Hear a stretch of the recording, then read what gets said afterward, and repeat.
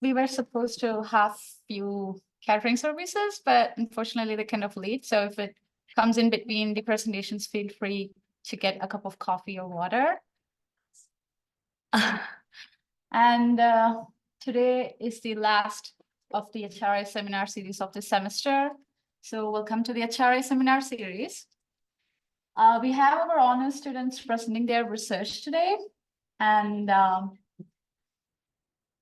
before we begin, let us all take a minute and acknowledge the fact that we are living in the land of Lake where we live, work, and study.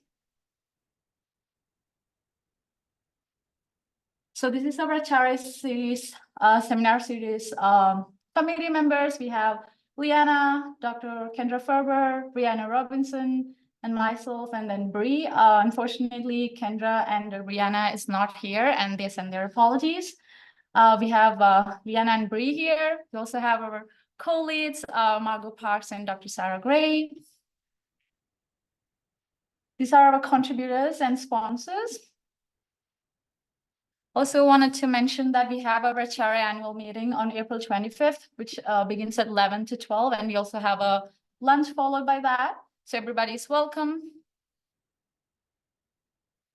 So for today's presentation, we have 4 amazing honor students. And firstly, we're going to welcome Emily Pinko from Health Science Department under the supervision of Sarah Gray. So let us all look up her.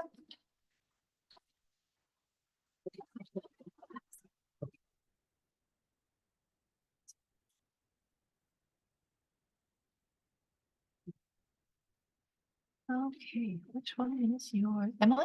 Yeah.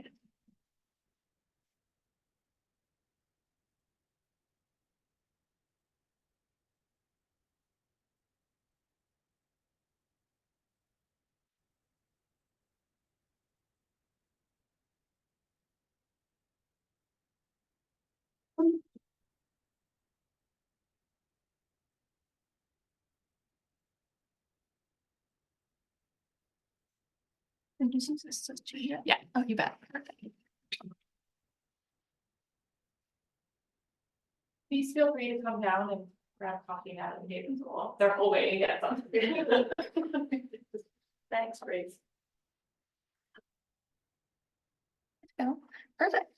Awesome. Well, good afternoon, everybody. My name is Emily Pinko, and today I will be talking about my honors thesis project, of which I had the honor to work under the supervision of Dr. Sarah Gray.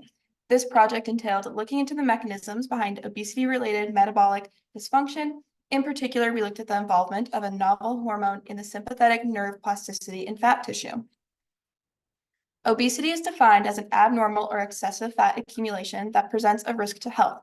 Obesity is caused when energy input exceeds energy output, both of which are influenced by physiological and behavioral factors. Not only does obesity have a large-scale cost on the healthcare system, but on an individual level, it increases the risk of comorbidities with chronic and acute conditions, and it also decreases the individual's quality of life. I will be referring to fat tissue as adipose tissue for the remainder of this presentation. Typically, obesity is characterized by an increased mass of adipose tissue. However, it is the dysregulation in the metabolic functioning that develops in obesity that poses the risk for additional health complications. There are 2 distinct kinds of adipose tissue. We have brown and white. White adipose tissue is unilocular, meaning that the excess energy is stored in one large lipid droplet per adipocyte. The primary functions of white adipose tissue is energy storage and endocrine communication with the brain and other tissues about the energy state of the body. The brown adipocytes have multilocular lipid droplets and an abundance of mitochondria with high expression of a specialized thermogenic protein, UCP1. In obesity, there is a dysregulation in the metabolic functioning of both white and brown adipose tissue, where white adipose tissue doesn't effectively store energy and respond to hormone signals, and brown adipose tissue doesn't efficiently burn energy off, which further contributes to the energy imbalances that we see in obesity. In Dr. Gray's lab, we are interested in the regulatory mechanisms of adipose tissue function. Adipose tissue function is mediated by hormonal, neural, and nutrient signaling. The autonomic nervous system is the peripheral nerve network responsible for the body's involuntary functions. The autonomic nervous system achieves homeostasis through activation of its two divisions, which is the sympathetic and parasympathetic divisions. There's little evidence for parasympathetic innervation of adipose tissue, therefore we focus on the sympathetic innervation of the adipose tissue. Sympathetic innervation regulates the metabolic processes such as lipolysis, thermogenesis, and beiging, all of which are initiated by catecholamine release from sympathetic neurons onto the adipocyte receptors. Cold adaptive non-shivering thermogenesis occurs in response to cold stress as a result of sympathetic nervous system activation. In this process, sympathetic nervous system activity increases, and it results in an increased energy expenditure from brown adipose tissue in the form of heat. The nervous system has a degree of plasticity, meaning that it has the ability to create new or modify existing neural connections in response to internal or external stimuli. Cold adaptive thermogenesis induces sympathetic nerve fiber branching and increases the nerve density in adipose tissue depots of mice. It is known that cold adaptive thermogenesis is impaired during obesity. Additionally, adipose tissue depots show a significant decrease in sympathetic innervation in diet-induced obesity models.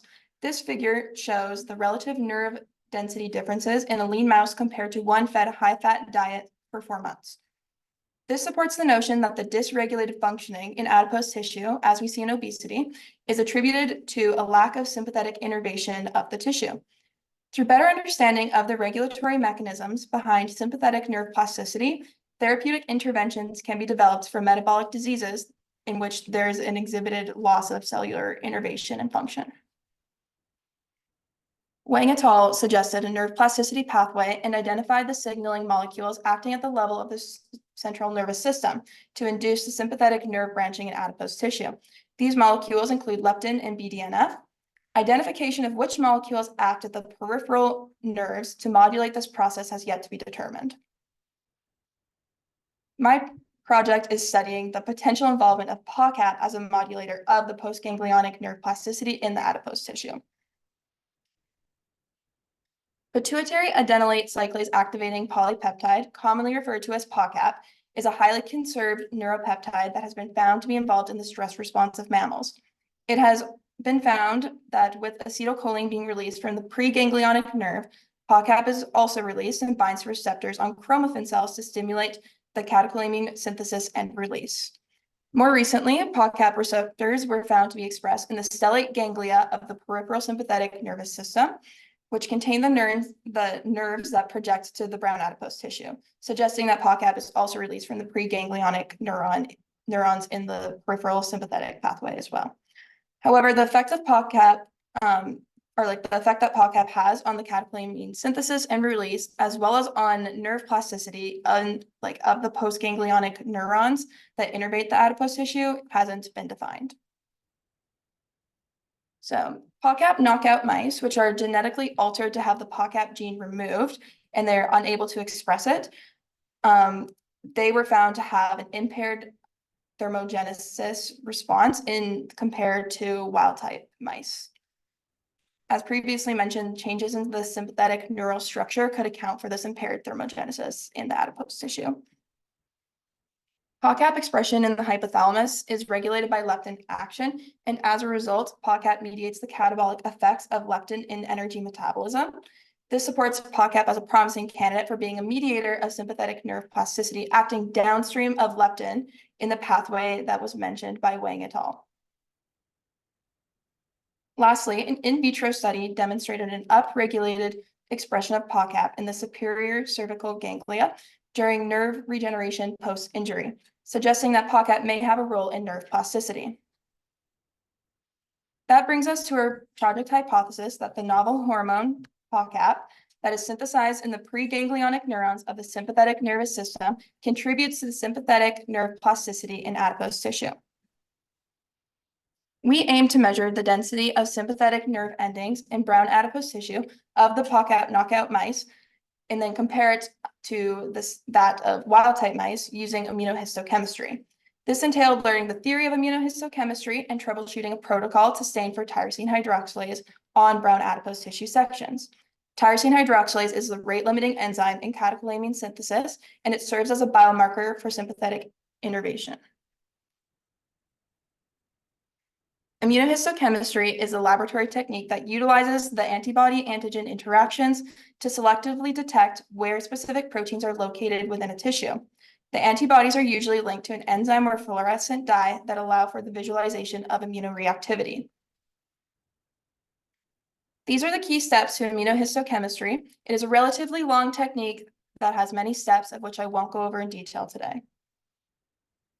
So to test this aim, we obtained brown adipose tissue depots from 3 PACAP knockout and 3 wild-type mice that have undergone cold acclimation and the opportunity to induce cold adaptive thermogenesis. Currently, we have only used male mice, but in the future, we aim to have both male and female mice represented. We ran immunohistochemistry on each slide to stain for tyrosine hydroxylase, and we ran 1 negative control per batch. The negative control is run without a primary antibody, so the degree of nonspecific binding, or what we refer to as background staining, from our second antibody can be visualized. Its intensity and staining patterns are compared to our positive control samples to differentiate between background and true staining. Then the tissues are visualized on a fluorescent microscope, and then images are taken for analysis. Lastly, we analyze the images of the tissues by calculating the percent of the image area that was fluorescently labeled. And then once a value per image was obtained, we could then obtain an average value per tissue, and then per mouse, and then per genotype, and then make comparisons accordingly. This tyrosine hydroxylase primary antibody has previously been used in the gray lab in adrenal glands. In our positive sample, we see the red tyrosine hydroxylase staining localized within the adrenal medulla, which we know consists of chromatin cells, which are abundant in tyrosine hydroxylase. The blue staining that we see is DAPI, and it indicates the cell's nuclei. Given the adrenal cortex does not express tyrosine hydroxylase and there's relatively no staining in our negative control, we can deduce that our antibody is working and selectively staining for tyrosine hydroxylase as we intended to. We then had to re-optimize this protocol for use on brown adipose tissue, which took many trials. In the top right corner, I included a little visual to outline like how these cross sections are taken in relation to the branching of like the neural network.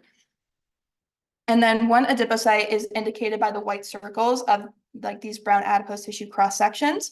And then on the bottom right, I included an H&E stain to orient you to the morphology of brown adipocytes. And we see the nuclei pushed to the side of the cell towards the cell membrane. And we can clearly see like where the membrane is in relation to that as well. And we would not expect to see tyrosine hydroxylase expression within the adipocyte, but rather around the perimeter and in between adipocytes, where the sympathetic nerve synapse with the cell membrane to release norepinephrine onto the adipocyte receptors. In these 2 photos in the bottom left, we have our negative and positive immunostained brown adipose tissue. Given that we are seeing tyrosine hydroxylase immunoreactivity where we would expect to see it, its expression in the tissues, we can conclude that we were able to achieve immunostaining of tyrosine hydroxylase on our brown adipose tissue. Despite having red fluorescent staining in our negative control, we can see that the degree of, like we can see what our degree of background staining is, and then what the contrast is between that and the brighter, more punctate staining that we see in our positive sample. And we aren't gonna have no background staining, but what matters is the contrast between the background staining and the actual staining so that we can identify sort of which is which and have that contrast. And our image analysis software picks up that contrast and is able to measure it. The objective of our image analysis is to quantify the tyrosine hydroxylase immunoreactivity within the tissue sample and represent it as a percentage of the total area in the image.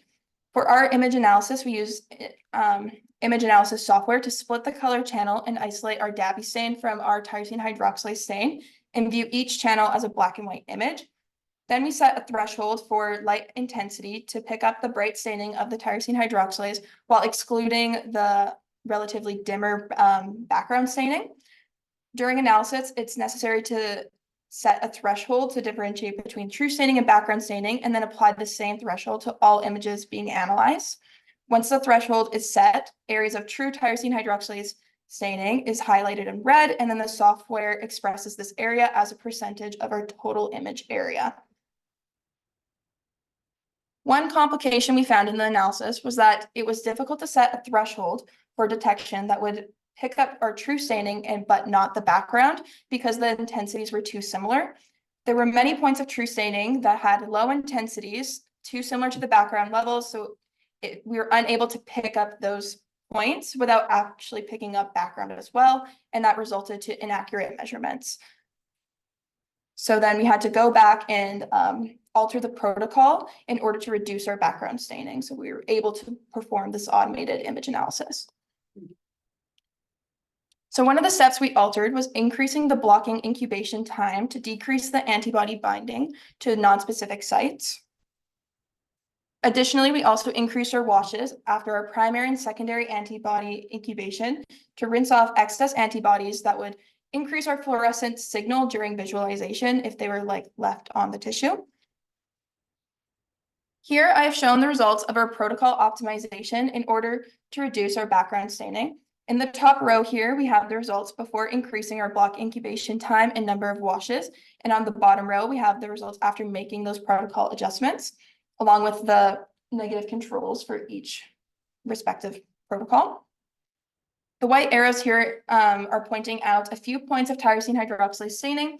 As you see here in the bottom right, we have obtained significantly less background staining and more contrast between the background and the true staining that allow us to make our image analysis go more smoothly. We have not had the chance to re-image the slides after optimizing the protocol due to issues with the microscope, but fear not, I will be working on this project over the summer, so hopefully the microscope gets fixed and we'll be back on track soon. And then despite not being able to show you a quantitative representation of the relative sympathetic innervation differences between our wild type and PACAP knockout mice, I'm able to show you a few qualitative images that we have captured. Oops. So on the left column, we have our negative controls. In the middle, we have our wild type. And on the right-hand side, we have our PACAP knockout, all of which are shown at 20 times and 100 times magnification. I would like to focus on images E and F, as the goal of this project is to eventually make quantitative comparisons of sympathetic innervation levels between our PACAP knockout and our wild type mice, which is shown by these photos highlighted there. One of the limitations to this approach is the cross-sectional variability between images, despite being taken from the same mouse or even from the same tissue, all depending on where in the branch nerve network the cross-sections are taken from. One limitation of the cross-sections as well is in their ability to capture the branching nature of the neural networks. Our future directive to combat these limitations is to use light sheet fluorescent microscopy. This technique results in reconstructed 3D images of tissues that allow for the branching of the neural networks to be visualized. We aim to use this technique with white adipose tissue depots in the future. Findings of this project will enhance our understanding of PACAP's role in metabolic functioning and neural architecture of adipose tissue. Through understanding the mechanistic pathways of adipose tissue, we can gain insights into potential therapeutic interventions for diseases where the sympathetic function is known to be disrupted in conditions such as type 2 diabetes or obesity. And lastly, I would like to thank all the members of the Gray Lab as well as the animal care staff for their help with the mice. And I would like to thank in particular Yamna from the Gray Lab team for all of her help teaching me the techniques involved and the analysis. And finally, I would like to give a huge thanks to Dr. Gray for taking me on as a student, mentoring me, and giving me such a positive experience in research.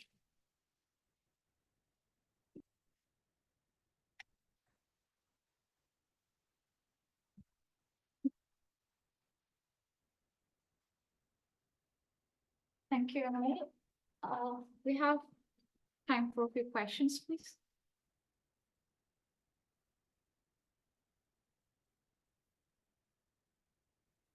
Thank you. Okay. I'm interested to know what blocking serum you used for your immuno. Remember on top of your head? It was the Is it the horse serum? no, I think it was the bovine albumin serum. Okay. Yeah.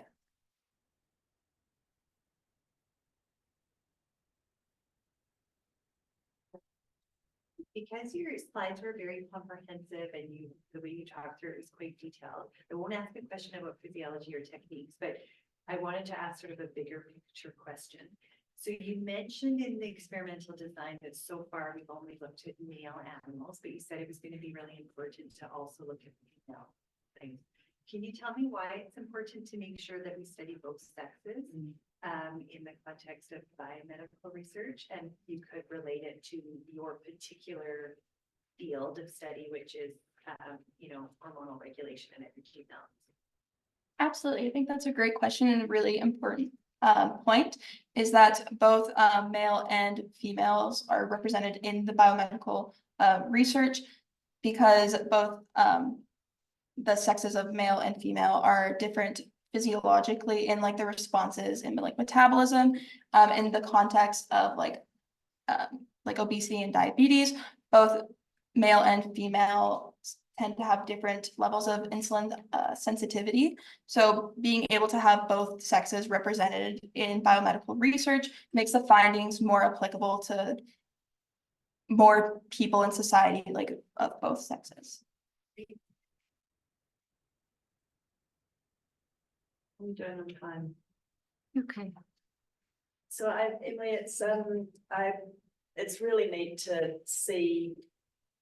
I always have the impression when I'm seeing these presentations from Sarah's lab about like I'm looking at a textbook and it's sort of like flashing me back to things I did at med school that I sort of vaguely understand and find really cool. So I'm just really interested for you now that, especially with the photographs, like when you're sharing your findings sort of through those images, I'm really interested to you, what has it meant for you to understand the details behind that from being in the lab versus reading a textbook?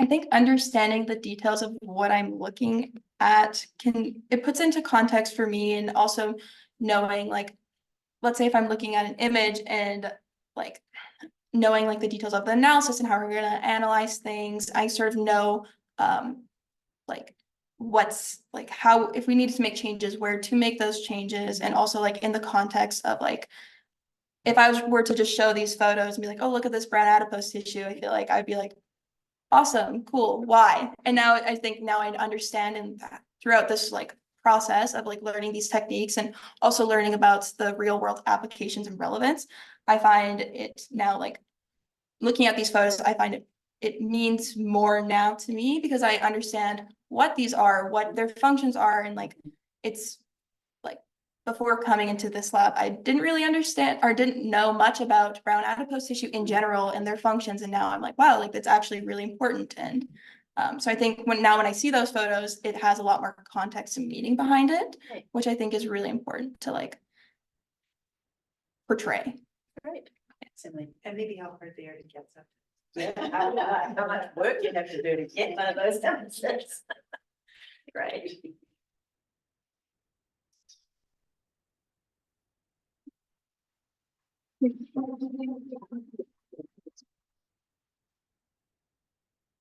Next we have Thomas Kreitz from Biomedical Science Department under the supervision of Tammy Klassenrose. Just to be sure that each presenter has 15 minutes to present, and we'll have a Q&A session after every present. Please come grab coffee while I switch over the PowerPoint.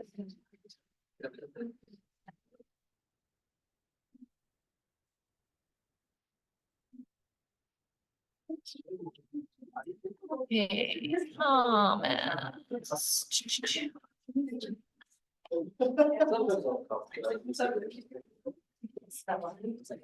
Why aren't you opening? I checked it. It doesn't make. Oh, there, okay. Correct one? I believe so. It looks like it.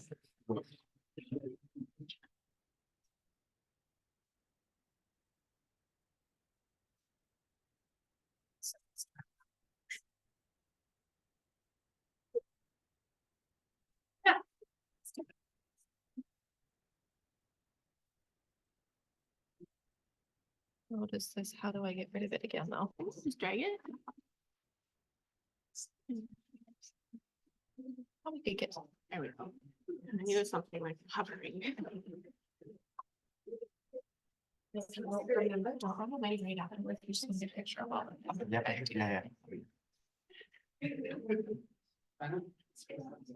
Water or something?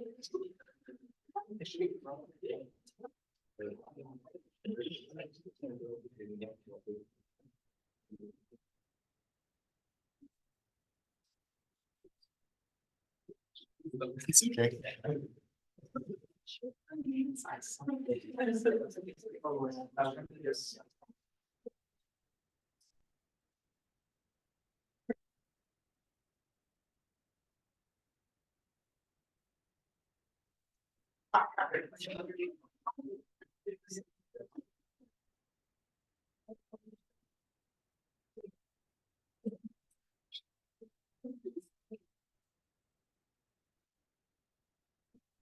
Great. Hi, everyone. Thank you all for being here today. My name is Tommy. Originally, I was going to be presenting on a longitudinal study I designed with Dr. Klassen Ross as my supervisor, but I'll now be presenting on a systematic review we designed because of some time constraints we had with ethics. And obviously, before we start, I just wanted to let you know, if you have a question during or throughout, just let me know, throw up a hand. I'll be happy to answer. Okay, so to give you a brief overview, we're just going to talk about, why I chose to do this project, the implications I believe it has for you and for myself and for athletes in the future, as well as the project itself, just looking at the implications of the work and what we actually did and what we ended up finding. Okay, so to start off, the reason I decided to do this, especially on athletes, is that injuries in sports are so ubiquitous that we have terms to describe injuries based off of those things. We have the golfer's elbow, the jumper's knee, and even the surgical procedure known as Tommy John surgery. So for those that don't know me and haven't had to hear my stories 1,000 times, I played college baseball in the United States, and during my second year, I suffered an injury that was ultimately the end of my career. When I look back at this, I still wonder what it was, that made me what many people call injury prone. And when you look at athletes, there's long practices, a lot of short rests, and stress that is not typically seen by the everyday person that we tend to overlook. And so I wondered what it was that made me injury prone. So again, like I said, for a lot of people that are competing in athletics, university and the athletics itself are not the only stressors. We have jobs, there's exams, papers, and everything else due. And so I was wondering whether or not there might actually be a link between the two. And so with this in mind, I wanted to see whether or not that stress may have been the deciding factor of whether or not injury was the ultimate outcome. And so obviously, as somebody who was an athlete and who you now can see has had these injuries, I know what my implications are and what I feel the importance of this are. But what about for you? Well, the big thing is that these are not just specific to athletes. These are not people that are just doing the sports. These are your friends, the people that you're supporting. These are your colleagues. These may be your kids. These are different people that are in your community that you have to support as well. And the injury itself is not the only deciding factor, but obviously when I'm looking at from my perspective, injury that causes the involuntary retirement is ultimately the worst possible outcome here. And so what this does is increase the risk of cardiovascular disease, diabetes, and other chronic diseases as byproducts. And on top of that, anxiety and depressive disorders also increase, and with those, an increase of suicidality. Obviously, with this, the implications for me are keeping people on the playing field, doing what they love for longer. But obviously, broader and looking at society, these are costs on the medical system. These are people on wait lists for surgeries. And again, these are the people you work with. You want people that are working with you to be in a position where they can provide the best version of themselves every day. And in doing this and finding whether or not this link exists, we may be able to mitigate these factors and reduce injury risks in the future. And so without further ado, we'll get into what I actually did with the project. So how did it come about and what did we do? So especially as athletes face aches and pains on a daily basis, the thought was that if an athlete was anxious or stressed, hesitancy would increase, creating changes in movement patterns that actually increase the risk for injury. So this idea was similar to the concept of kinesiophobia that was coined by Miller and colleagues in 1991. And what it is the fear of movement that may cause pain. It's a bit of a brief description of what the actual term means, but that's what we're going to go with today. And so an example of what this might be is something that comes from my own life. So being a baseball player, elbow and shoulder injuries and elbow and shoulder pain are extremely common. And so one thing an athlete might do is instead of throwing from over the top, over their head, they may lower their throwing angle to be more towards the shoulder because that limits the amount of pain that they may feel in their shoulder. And in doing so, they're also increasing their risk for now elbow injury. And so because of this concept, the concept of kinesiophobia and the fear of injury and that hesitancy, that's what made me believe that this relationship may be possible. And so as for the guiding questions of the systematic review, we had 4. So the questions included the aforementioned one on whether or not injury or anxiety or stress increase the risk of injury, as well as whether prior injuries increase this risk, whether or not it's sport specific and differs between male and female athletes, and whether or not studies had actually looked at kinesiophobia in athletes that have not been injured in the past. Because generally speaking, the concept is usually applied to those that have been injured. I know for myself, anecdotally, looking at the shoulder surgery, the first time you throw, it's incredibly painful. And from that, you now change your patterns, and that may make things worse in the long run. And so how did we actually perform the review? So to perform the review, Dr. Klassen-Ross had me review a study she had looked at with Dr. Chelsea Pelche on physical activity and fitness outcomes. And to answer the question, we did an online database search, and the database specifically was Medline. And the inclusion criteria that were included that the articles were full text. They had the clarifier of athletic injury, and that had to specifically be musculoskeletal injury. And then injury had to be the outcome primarily, not anxiety resulting from injury. So anxiety had to lead to injury, not vice versa. And we also included athletes aged 16 to 28 years old. And so the caveat of having student athletes being 16 to 28 years old was differing or expanding that range in order to include more studies based on the fact that different countries had different definitions for what may be a student athlete. And so, as you can see on the right-hand side now, in performing the search, we use the synonymous terms of college athletes, student athletes, and collegiate athletes. The modifying terms were anxiety, stress, fear, or worry, and the outcome term was injury. With that, we had 228 studies that first appeared, and narrowing them down, we came up with an astonishing 4 studies. And most of those studies were excluded due to the fact that they either weren't full text articles or they focused on concussion and the effects of stress or anxiety post-concussion on return to play. But I was also curious, of course, at this time to see whether or not kinesiophobia had been explored in athletes without prior injury, and there were no results whatsoever. It had to change all my terms to look at fear avoidance behaviors or hesitancy, and there were still no results. So that was something that needed to be explored further in the future. And so within the studies that did make it, what did we find?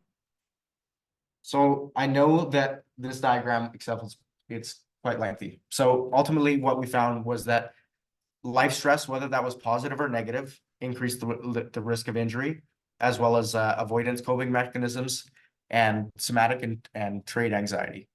What somatic trait anxiety is and what trait anxiety is the propensity to feel anxious across situations that others don't normally feel so. And the somatic trait anxiety specifically is the magnification of pain in symptoms of anxiety and the actual physical representation of anxiety in the body. So they will have more exhibition of the traits that we typically associate with anxiety, such as increased sweating, increased pain magnification, and then just, of course, with that comes those withdrawal behaviors. So there were 3 studies that reported on the actual outcomes of injury, on whether or not anxiety or injury or anxiety was actually related to it. And there was 1 study that looked on cognitive behavioral stress management on whether it could lower the likelihood of injury. And like I said, those that those were reported on anxiety and injury as the outcome, reported that those life events and the avoidance coping mechanisms increased it. While the study that looked at the cognitive behavioral stress management program actually showed that there was no difference between an experimental group and a control group. And with that, they actually showed that the experimental group had more injuries than those that did not.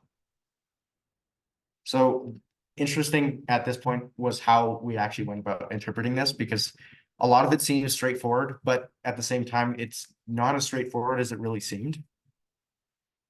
And so in my discussion, athletes who had a higher level of stress of injury, whether that was positive or negative, had higher levels of injury overall. Those who were more likely to become injured were more likely to have somatic trait anxiety or trait anxiety. And my interpretation of these results showing that cognitive behavioral intervention did not reduce injury likelihood in athletes was that instead of the actual level of stress, life stress, whether that was positive or negative being the indicator of injury, it was actually the trait anxiety itself. So those that had higher levels of anxiety when they were measured via each of the scales in either study were more likely to have somatic trait anxiety already. And so those that were injured were probably in those same groups as well. And although it was a limitation of the study, there was no mention of whether there were male or females in each of these study groups. They just only had the age specifier and that they were soccer players. But prior research had shown that anxious male athletes were more likely to become injured than females, but this was only true in some sports. And in those sports that did show the similar rate of injury, it was that the females in these cases were exhibiting the male gender role characteristics. And I included soccer on this one because the gender role characteristics that we typically put in those clusters of sports where we did see this relationship were those in which the male gender role characteristics of a lack of caution or that stereotypical toughness that you typically associate with athletes. Those are the sports where it's typically exhibited. And in those sports, when we have that male gender role, somatic trait anxiety and trait anxieties were more likely to end up with injuries overall. And so, of course, while this wasn't included part of the study, it was something that I wanted to look into further, but ultimately looking at the outcomes and the conclusions for this study, it was really exciting to see that there did look like there was an actual relationship between anxiety or stress and the development of injury. Some obvious pitfalls that we had were only the use of Medline. There were quite a few studies that could have been included that were excluded just based on the fact that they were full text articles. And so moving forward, one of the big things to do will be to look through further databases and do more great literature searches to make sure that we can include everything that looked at this. Furthermore, we only had studies that included soccer players. And as there been much research showing that the relationship here is sport specific, looking at other sports to see whether it exists outside of soccer will be another important thing to do as well. And so I think another future implication or direction that I have would be to look at that actual longitudinal design that I had developed prior to this and implement that here at UMBC to see whether or not that relationship exists here at UMBC. And so again, as far as the actual studies that I'd like to do in the future, it's whether or not that male gender role characteristic was actually a deciding factor, whether trait anxiety is the deciding factor over stress levels overall, and whether or not the level of anxiety and injury and its relationship to injury differ between sports. So thank you all for listening. If you have any questions and you'd like to reach out, I've included my email here as well, but I've also included the questions. Yeah. I'm curious about whether you think there might be a relationship between psychological stress and other aspects of physiological stress that contribute to injury. So, for example, if you have high levels of psychological stress, do you think it's possible that there are, let's say, more biochemical stressors as a result of, I don't know, endocrine pathways? I would think the relationship is quite plausible, especially if you're looking at like pro-inflammatory cytokines. Like one of those things is leading to the breakdown of different tissues. If you're looking at tendons and ligaments, that may be more likely in those that are having a higher level of psychological stress. I mean, along with that, obviously, you're looking at sleep patterns as well. And if there's hormonal imbalances that occur with the stress itself, you're going to be, just kind of tipping the scales elsewhere as well. And so I think definitely there will be a relationship physiologically as well. Because then that's going to impact your recovery too. Yeah, definitely. Yeah, my question was similar to Luke's, and actually because I'm just a physiologist and endocrinologist, so that's what immediately my mind goes to cortisol, because we know in chronic stress, when we give patients cortisol for treatment for MT inflammation, long-term, the side effects of that, there's very well documented effects on the musculoskeletal system in terms of things like joint stability, bone health, etc. So just wondered if some of your keywords in your search, so you were clearly not necessarily looking at the physiological piece, but I just wonder if adding keywords like cortisol, like if you've got some clinical studies that have measured, say, elevated levels of cortisol, whether you would find a different pool of articles that might be related to other physiological markers of injury, like bone health, etc. And it might be an interesting expansion of your review. Just wonder if you feel like your search terms would have included those studies, or if you think that you might have missed by not, say, searching by something like cortisol or circulating cortisol. I think it's a really good question, because I think that if we were to expand it, especially more on the physiological side, there most likely would have been more studies that could have been included. I think the difficulty in including that was just the specificity of the core terms, especially when you look at, like, when I had the diagram back here. The problem ended up being whether or not the Medline database was kind of familiar with the overall term setup. And so I think that including more physiological markers would be an important thing. Of course, like you mentioned, cortisol having implications in bone health, especially. Like for myself, I've had 4 cortisone injections into my knee.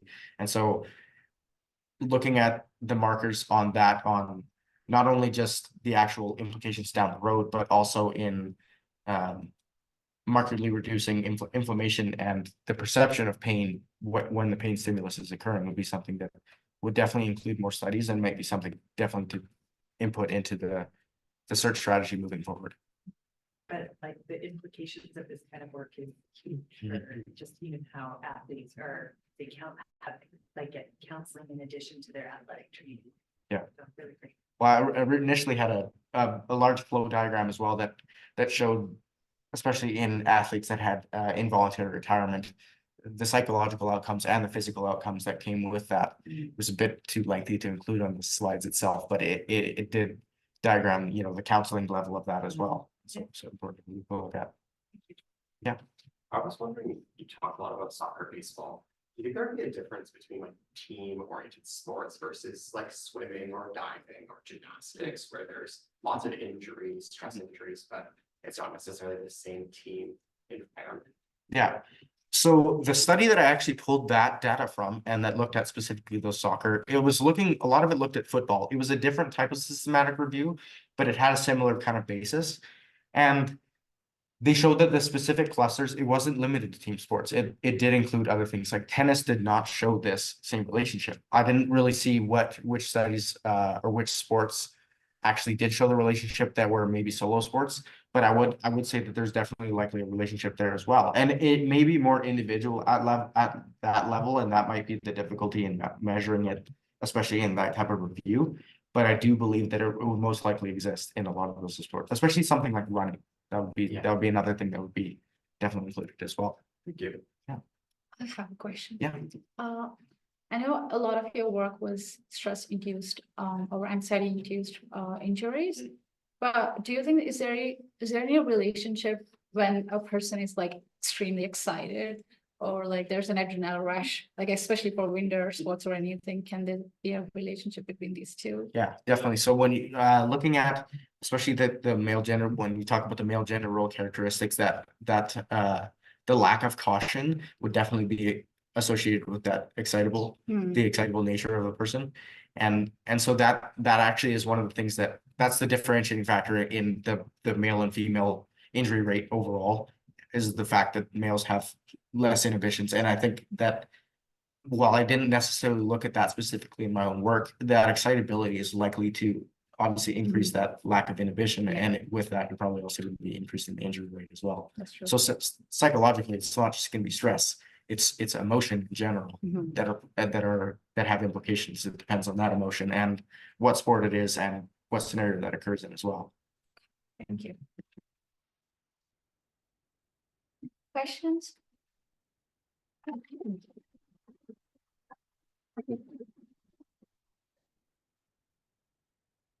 Next, we have Alexia Bankowski from the Health Science Department from Stephen Brader's lab. I don't know if I pronounced your name right. I'm sorry if I didn't.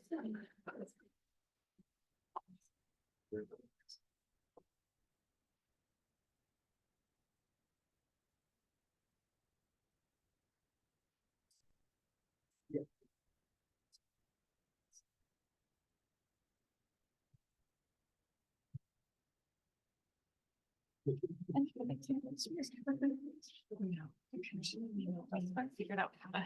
Okay, that's the way.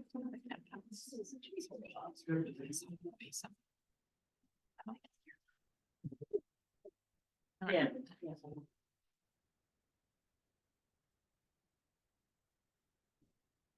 Hello, everyone. My name is Alexia Bankowski, and I had the fortunate opportunity to work under Dr. Stephen Rader, with my second reader being Dr. Kendra Ferber, looking at intron deletion of two genes, CMG006C and CME196C from Cyclase-Activating merolae. So what are introns? Introns are interrupting regions of genes thought initially to have no function, but are now being recognized as having important roles in gene expression. They comprise more than 95% of sequences in human genes. They're removed during splicing to create mature mRNA, and they're only present in eukaryotes. Some known and studied functions of introns are mainly to do with gene regulation. So they can regulate alternative splicing, which is essentially just the capability of creating a diverse amount of proteins from a single gene. They can also increase or decrease the expression of a gene, and they have been shown to have roles in nonsense mediated decay. This is when an mRNA transcript isn't able to be translated into a protein because it gets degraded prematurely. So our model organism is Cyclase-Activating merolae. I will refer it to C. merolae because that's a crazy word to say. Yeah. It's an extremophilic red microalga, and it has a very simple cell structure. So it contains a highly reduced spliceosome as well. And the spliceosome is the cellular machinery that removes the introns from pre-mRNA. So during the evolution of C. merolae, it had only conserved 39 out of around 1,700 introns from its ancestor. And because of its highly reduced collection of introns, it makes it a great model system to study intron function. And this can be applied clinically because there have been studies showing how introns can cause splicing diseases as well as like different types of cancers. So a question to keep in mind is, why would an organism keep 39 introns? But the question I hope to answer in my study is whether introns have an important function in C. merolae. So in order to do this, I will generate two strains of C. merolae deleted for an intron in CMG006C and a separate strain of C. merolae deleted for the intron in CME196C. Afterwards, I hope to determine whether intron loss had any impact on the organism's survival using various types of growth tests. The reason why I chose these two genes for this study is because they have yet to be researched in the Rader lab, and they both contain an intron. So the genes that I've chosen for this project are very similar in sequence. It was hypothesized to have underwent a duplication event. And because they're so similar in sequence, this makes it very difficult to target one gene for the deletion of the intron. They each only contain a continuous coding region, and they both have an identical intron in the 3' untranslated region. So this is a flow chart demonstrating the steps I will take in order to delete this intron from C. merolae from each gene. So initially, primers were designed so I can target my gene for amplification. excluding the intron. And then I use those products to insert it into a plasmid using transformations of bacteria. And so PCR, or polymerase chain reaction, was a crucial protocol I needed for my study. And there's two things you need to know about PCR. Is it allows me to target my DNA sequence I want to create, and it allows me to create many copies of it. So the primers that were designed were used to amplify the upstream and downstream homology arm from genomic DNA of C. merolae, and this is used later on to transform C. merolae into an intronless strain. And so primers A and B amplify upstream from the intron, whereas primers C and D amplify downstream from the intron. And then once I have these products amplified, I combine them using another protocol known as sewing PCR that I will explain later, and this will create the upper homology arm. Then primers E and F amplify the downstream portion of the intron as well, and this will create the lower homology arm. And so in order to finalize the construction of the upper homology arm, we use a protocol known as sewing PCR. Sewing PCR stands for single overlapping extension PCR. And this is essentially just combining two small DNA fragments into one large DNA fragment. And these are the results of my first gene, CMG006C. So on the left here, I have my table with my expected base pair size of my primer pairs. So for the primer pair of AB, which amplifies the upstream region of the intron, I expect a base pair size of around 1,312 base pairs. And on the right is my gel. So in the first line, we have my reference, which is my 100 base pair DNA ladder. And on the right is my sample that I ran on the gel. And as you can see, the band is in between 1,000 base pairs and 1,500 base pairs, which is consistent with my expected base pair size of 1,312. And so same idea for the downstream amplifications of the intron. They're consistent with the gel on the right, so I can proceed further down the experiment now that I have these products. So these are the results of my second gene, CME196C. So same idea, the expected base pair size of the upstream region of the intron is 1,275, and the band is in between 1,000 and 1,500 base pairs. And same idea for my downstream amplifications of the intron. I expected them to be around 1,200 base pairs and 750 base pairs, and the gel is consistent with my expectations. Except in this gel, I use a 1 kb DNA ladder rather than a 100 base pair. And so now that I have my PCR products of my upstream portion of the intron and my downstream portion of the intron, I combine them to create the upper homology arm. And so these are the results of my sewing PCR. For my sewing PCR product, or the upper homology arm for CMG006C, I expected it to be around 1,833 base pairs. And if we look at the bands circled in red, we can see that they're just under 2,000 base pairs.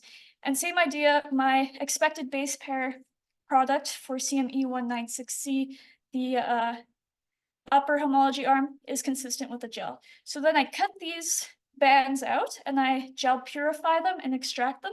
So then I can move on to my next step, which is to insert the upper homology arm into a plasmid using LIC. LIC is a ligation independent cloning technique. It's where you have your digested plasmid and your PCR product you would like to insert, and you add this T4 DNA polymerase enzyme. This enzyme creates overhangs in the 3' to 5' direction, and the overhangs of the plasmid and the PCR are complementary to each other, so they will anneal. And then you can use this constructed plasmid to transform into bacteria. And so in my project, I inserted the upstream homology arm first. And so I inserted it into a plasmid with a selectable marker in it already. And so the final project, or sorry, the final plasmid should look like the plasmid on the right. And to confirm the transformation of my insert of the upper homology arm into the plasmid, I use restriction enzymes, which have cut sites in my insert, which would be the upper homologous arm in this scenario, and then somewhere around the plasmid to create 2 DNA fragments that I can visualize on a gel. So on the first lane is my 1 kb DNA ladder that serves as a reference, and then my second lane shows my plasmid for CMG that is uncut. And then my third lane is my cut plasmid. So for the uncut, I expected a base pair size of around 7,566, which is consistent with the first lane and that top band in the second lane. For my cut, I expected the larger fragment to be 5,055 base pairs and 2,511 base pairs, which you can see is the region where those 2 bands are. So this demonstrates a successful insertion into the plasmid of my upper homologous arm, but just not a complete digestion. And so that was for 1 candidate colony. I did 4 candidate colonies for each gene, and each of them were consistent with my expectations, signifying that I had a successful transformation of my upper homology arm into my plasmid. So far, I amplified the products for the upper homology arm and the lower homology arm. I constructed the upper homology arm using sewing PCR, and I've inserted and confirmed my insertion of the upper homology arm into the plasmid that already contains a selectable marker. So my next steps are to insert the downstream arm into the plasmid, which was with primers E and F, and to make a linear DNA construct from this and transform C. merolae with the intronless gene. And then after I have my strains with the intronless gene, I test their growth in various different conditions.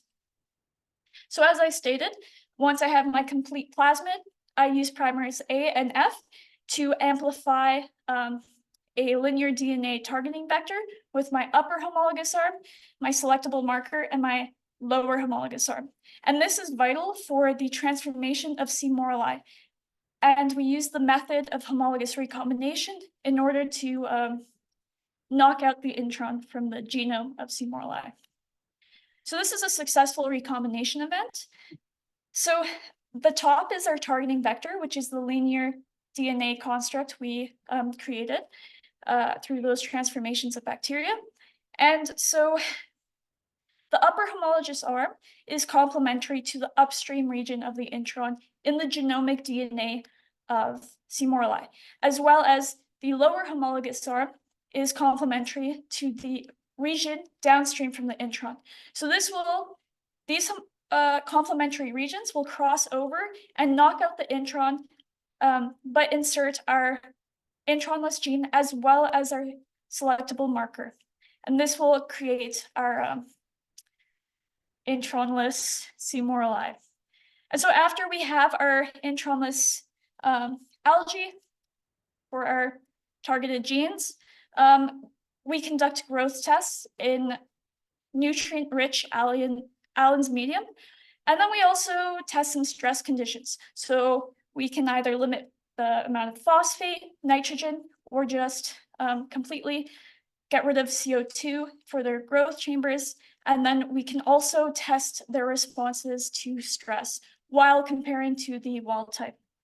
So the significance of this study is that it can provide us a better understanding in the role that introns play for the function of the cell. It can also help us understand the role of introns in genetic diseases. This project also aids the Rader Lab in creating the first intronless eukaryote. So I just want to say some acknowledgements.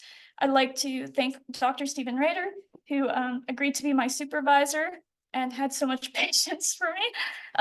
Dr. Kendra Ferber for agreeing to be my second reader and allowing me to even do this honors project, as well as Dr. Martha Stark, who helped me a lot with my experiments and project, and obviously Dr.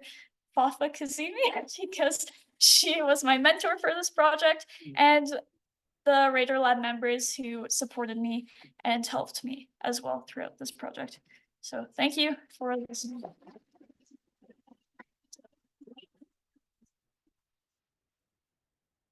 Any questions?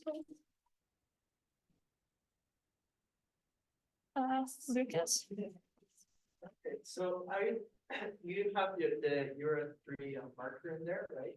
So I understand it's a selective marker, but will you remove it before you do your tests? Because I was a little confused about that, because I was wondering if you don't, whether that would interfere somehow with it. That's a really great question. So,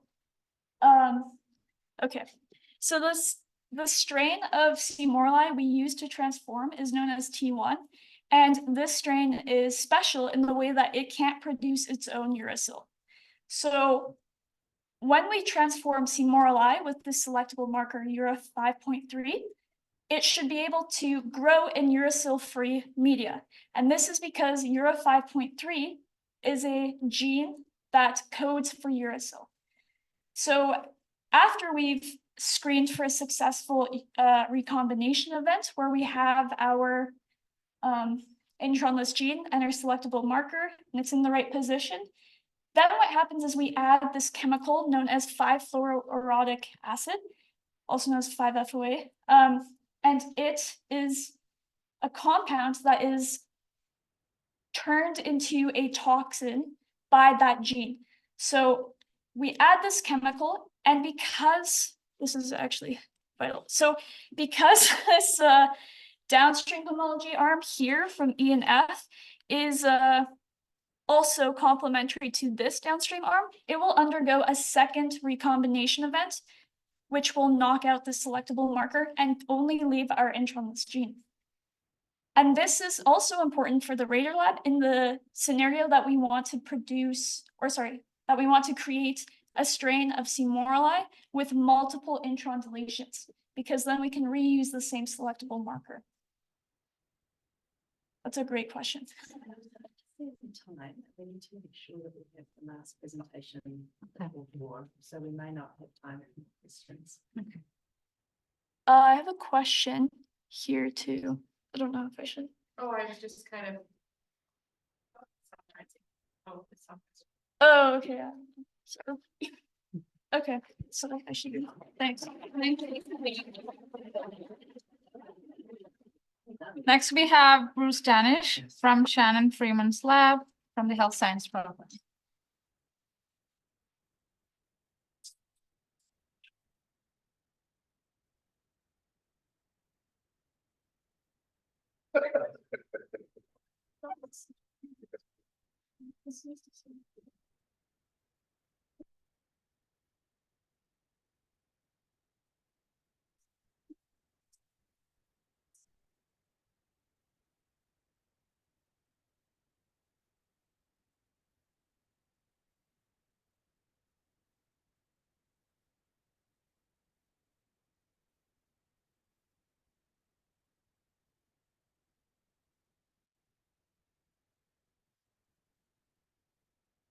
Good to go.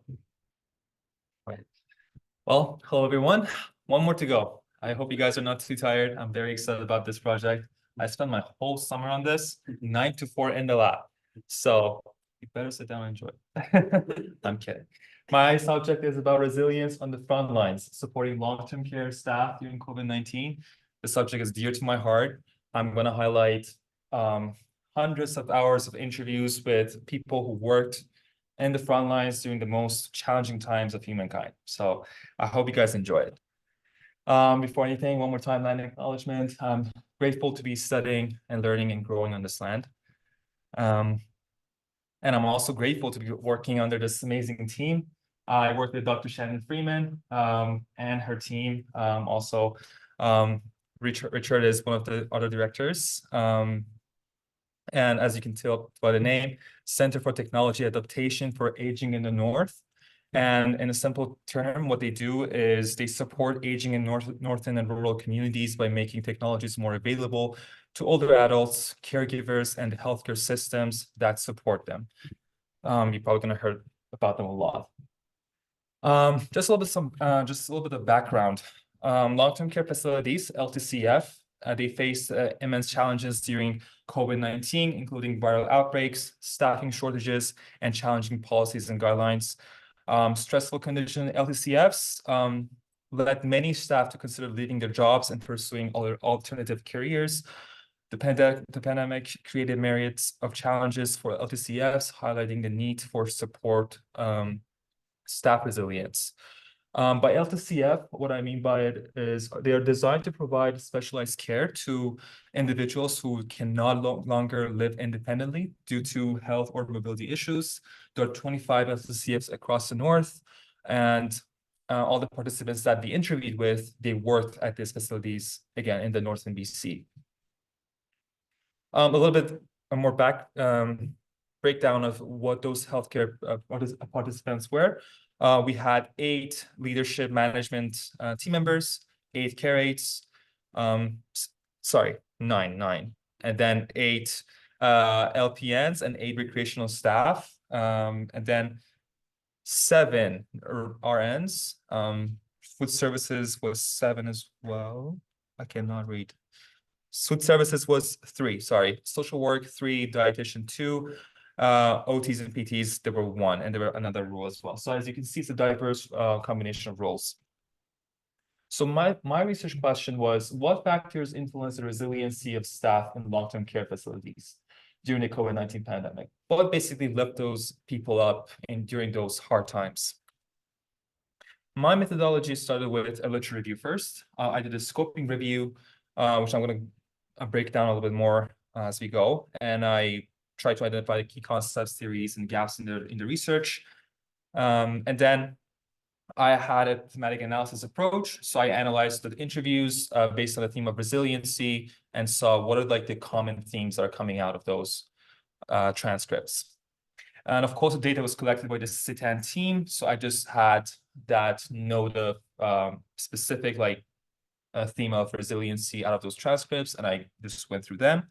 It were 53 LTC staff, as you can see, and the interview was conducted on August 2021 till January 2022. And we use the NVivo software. And of course, the themes and findings validated through team discussions and participant codes. So about the scoping review, I followed the conceptual framework proposed by Alexia and O'Malley. And basically what it was about is I highlight an exploratory lens. I just saw what research is about, what research is out there about this subject, and then kind of comparing it to the interviews that I did. So the first thing I did a pie table. As you can see here, the population were the healthcare staff in long-term care. The intervention was during COVID-19 pandemic, and the effect was resiliency. The inclusion and exclusion criteria are here. So inclusion, long-term care facility, staff perspective, of course, 5-year span. Locations were only English-speaking countries. And exclusions were assisted living facilities. We didn't consider them. Doctors, nurse practitioners, we didn't include their opinions. Non-English articles, non-peer studies, lack of reporting of outcome relevant to research questions. So they were just out, and the results came out from 97 articles. They came out to be 12. And they were between 2020 to 2022, and they were mostly conducted in Canada and United States. So what I found from all those articles was 1, defining the right meaning of resiliency. Second was facilitators of resiliency. And third was barriers of resiliency. So what is resiliency? The ability to adapt to changing circumstances and protocols while maintaining a positive attitude and uplifting spirits during challenging times. Then I looked into, again, the facilitators and barriers. What didn't work out, what was working out, based on the literature available. So, number 1, exclusion of staff from decision-making. You guys know it better. We all hate it when it's just there's one person deciding for all of us. I think there should be always a team decision. And staff mentioned that, hey, like we didn't like the fact that we were excluded from a lot of decisions. Number two, negative media portrayal of LTCFs. There were lots of things about the fact that they were really appreciative of, you know, the good news, and they were really heartbroken of all the bad news that were like, oh, they're doing such a horrible job.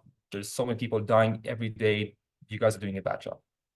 Third one was inconsistent rapid policy changes. We all experienced it as the general public. I cannot imagine what it was for the healthcare staff.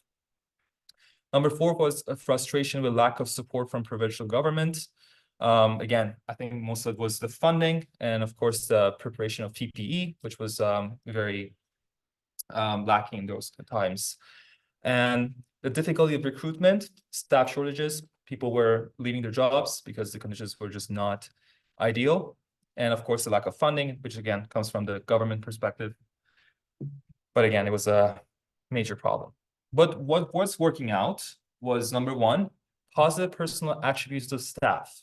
For example, there were some people who were like had a really good sense of humor. So that always brought up some lights in those hard times. Or they were just so dedicated. They were just so passionate about what they were doing. So that really helped them. Another was prioritization of residents' overall morale. And that means that if your residents are happy, you're also going to be happy. If they're having a hard time, it's going to affect you no matter what. Bolstering social support for staff. Social support for staff meaning, again, you guys have a good team, you have consistent team meetings, you're supporting your team. There's a good team dynamic with the people on the floor. And then responsive leadership and management. So not only meetings are important, but the management should be like hearing what the staff are going through and also like tackle their problems and be responsive to their concerns. And last but not least, adequate resources such as PPE and staff. When there was enough staff and PPE, people were happy and they were doing their jobs. Now, then I jumped to the interviews. So I looked through the interviews and 5 themes came out. And they're kind of in the order of importance. Again, the first one, the availability and provision of resources was the most mentioned theme. So again, resources meaning that staffing shortages. So if there are not enough staff, that means the resources were not enough. Inadequate resources such as PPE, which is very clear. Compensation and benefits as well. I mean, people wanted to be awarded for their hard jobs. And I think that's kind of a resource thing. That's funding, the money is part of the resource. And there's a quote here. There's been times when I've been on by myself, leading to bells going off. There's people sitting there. Someone threw up one day, and I was like, I can't actually get to you. No, the second theme was leadership. Clear, frequent communication from management boosted morale. Responsiveness to staff concerns showed support, and providing time off and supporting work-life balance enhanced resilience. And this quote here shows that, okay, so let me just read it through. We would meet every 2 weeks. I think that just started with COVID, and that was really good because it was all the long-term care facilities, and you didn't feel like, oh my God, I'm the only one going through this, because everyone had all the same questions. So it's kind of like, okay, I can feel alone out in this in the rural northern BC, right? So yeah, like I said, if you had those questions, someone else also did have those questions. So I think it was really good that way of connecting with all the different sides as best as we could. Third team, social support, camaraderie and teamwork, feeling appreciated by residents' families and a broader community boosted morale. You see Vesley's picture right there is in Prince George. He was drumming, I think every Monday. Again, we saw like hearts on the windows, so that really went far away. And of course, the friendship across disciplines also provided vital emotional support. The fourth theme, the relationship between residents and staff morale. Again, for example, an example here was that staffer mentioned that, oh, I wish that residents will still be able to meet their loved ones, because if they're not seeing their loved ones, they're unhappy, which it makes our care much harder. So yeah, seeing residents suffer from isolation was heartbreaking for staff. Facilitating safe family visits lifted spirits for all, and engaging in recreation programming gave staff purpose and satisfaction. The fifth one is personal attributes and self-care. So sense of loyalty, duty to residents, fueled commitment. Individual self-care practices like exercise and hobbies boosted resilience. Supportive family and ability to leave work at work was also key. And we have a quote here: my loyalty is ultimately what kept me in my profession. To walk away in the middle of the pandemic, it's really easy to do, but when people need you, I needed to be their cheering squad to keep them going. So, implication of the findings, I divided into, for the healthcare professionals working in LTCFs, then for management of LTCFs. The third one is for decision makers and policymakers at the macro level, and for academics. So for a healthcare professional, I'm going to be like, okay, make sure you're embracing self-care practices, you're doing mindfulness, exercise, sleep, and you're separating work from your personal life for your well-being. And of course, maintain your connections with your colleagues for support. For management, I would suggest initiating consistent communication and be responsive to your staff needs, provide essential resources, foster job satisfaction, work-life balance, and show staff appreciation. For decision makers and policymakers, of course, it's all about the government. I think they play an important role in funding and resource allocation, and it should be consistent. And of course, having a holistic perspective that it addresses mental health, workload, and resilience training for the LTCF staff is very important. So not only focusing on the residents, but also on the staff. And of course, the more partnerships we have, the better as well. And of course, the positive media coverage, I think the government can really help us with that as well. And for academics, more research on exploring the resilience dynamics. Again, looking more into the neurobiological, psychological, and social factors. And of course, investigating the role of technology. I think there's a lot of area that can be explored in that as well. If you have any questions or comments, please feel free to reach out to me or Dr. Freeman. The information are here. And I would like to just say how appreciative I am to Dr. Freeman for giving me this opportunity, and also for Dr. Tammy Passens for being my second reader. I am so fortunate that I did a poster on this project. I have 2 publications coming up. And again, it's all thanks to the CTAN team. And yeah, thank you.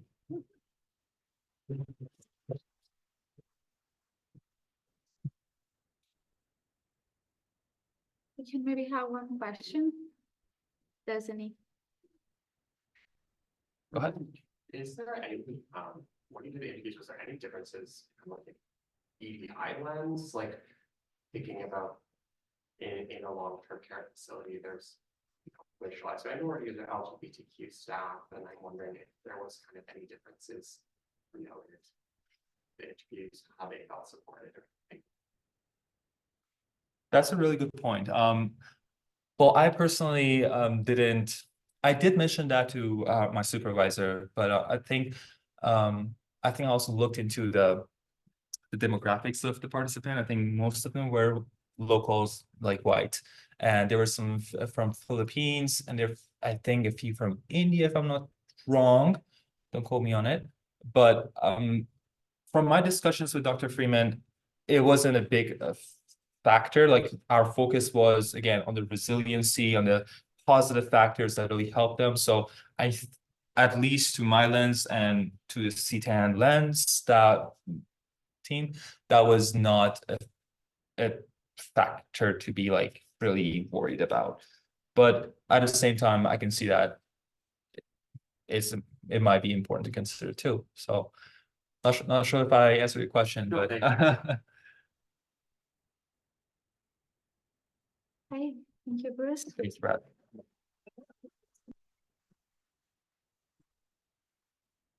That was the end of the all presentations for today. And thank you to all the presenters today. You all did a wonderful job and congratulations. And hoping to see you all on April 25th for our annual meet. So yeah, we have amazing lunch too. So please join us. That's it. Thank you.